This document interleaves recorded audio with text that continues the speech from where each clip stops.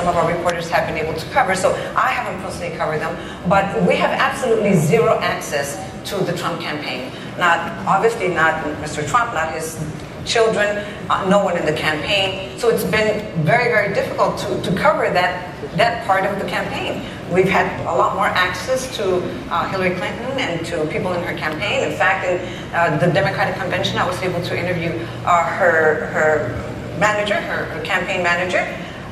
But what I've talked to several young people who have gone to rallies and who have told me stories of just racism and xenophobia and how people just look at them. And in one case, these young kids, I think, who were dreamers, brought out a sign, and they were pushed, kicked, spat on, while the other people there, and this was in Miami, while other people around them just looked, while the police officers that were there just looked and did absolutely nothing. So there is a lot of fear, I think, when minorities go into some of these rallies. Well, let's talk about those restrictions. Have you been embarrassed by impotent media bosses? Because Washington Post is... Who's going to call their bosses? First of all, excuse me. Okay. No, hold on. First of all, let's be clear. My show is on the Black Network. I can say what the hell I want. And I'm the man to the editor, so I'm good. But here's my point.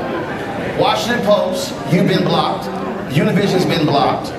Politico has been blocked. We can't get, we've asked Latino USA, Futuro. Can't get access. Other journalists have been escorted out. That's on the Trump side. So part of the issue there is media bosses said, hey, they can't get in. It's all good because we're going with the rallies. On the flip side, Hillary Clinton rarely talks to the media, doesn't give many news conferences, and it's as if we're saying, okay, it's all good. Your assessment of how media bosses have not been vigilant in banding together to force change when it comes to this campaign.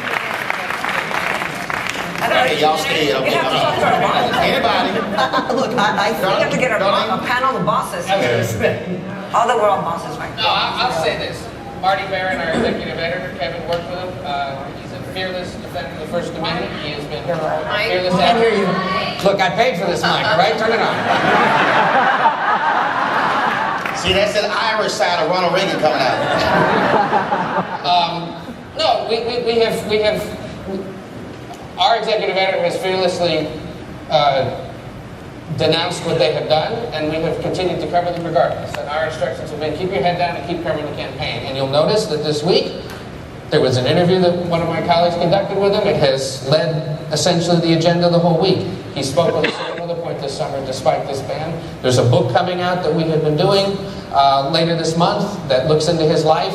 Mr. Trump participated in a lot of the interviews and the reporting for that. So we've kept our head down and kept going. Darlene? On your way in.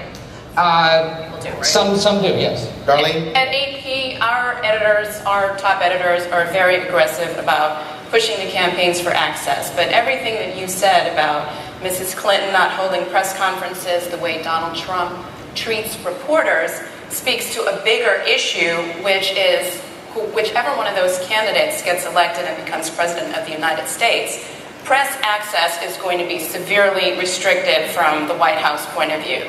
And that's an issue that not a lot of people are talking about. Now, on the broadcast side,